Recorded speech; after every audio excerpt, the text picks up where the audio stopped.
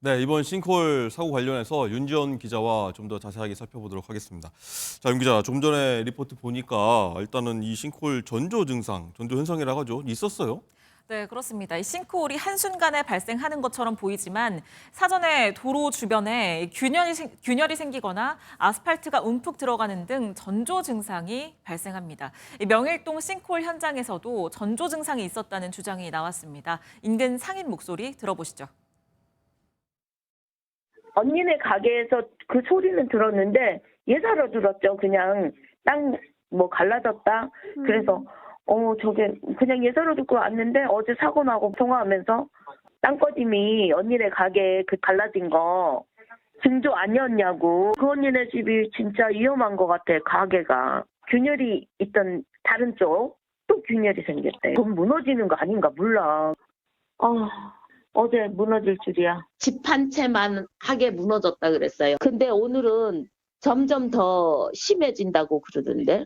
우리 가게도 가까운데 우리 가게도 문제 있을까 봐 걱정은 되죠.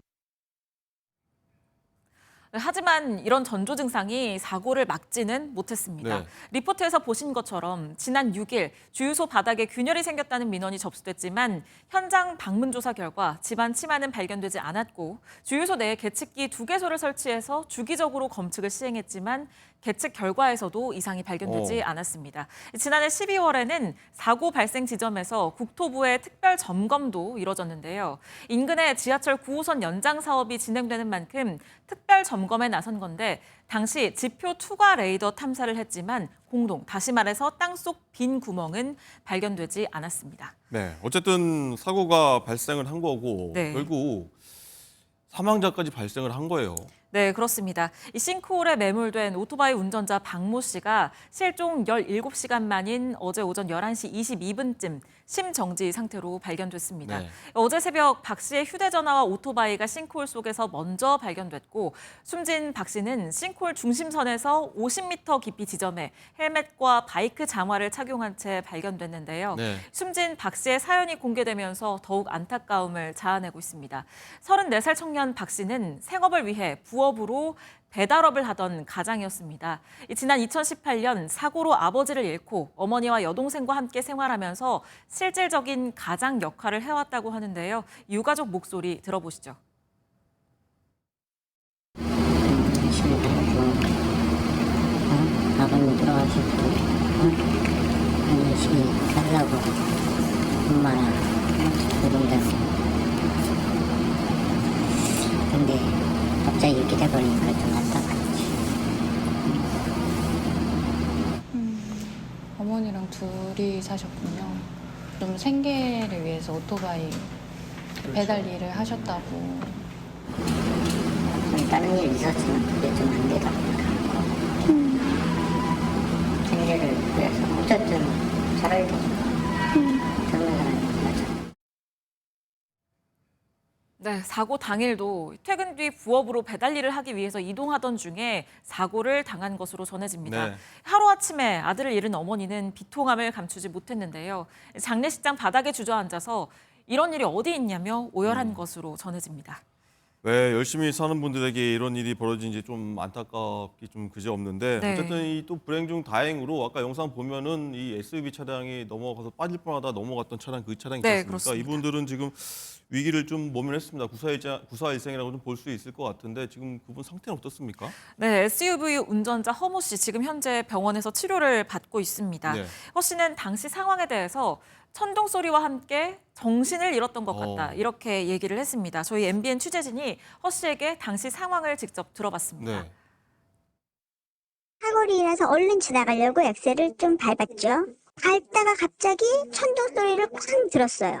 천둥 소리를 듣고 정신을 차려보니까 차에 커피가 쏟아져 있고 저는 오른쪽 머리가 아팠어요.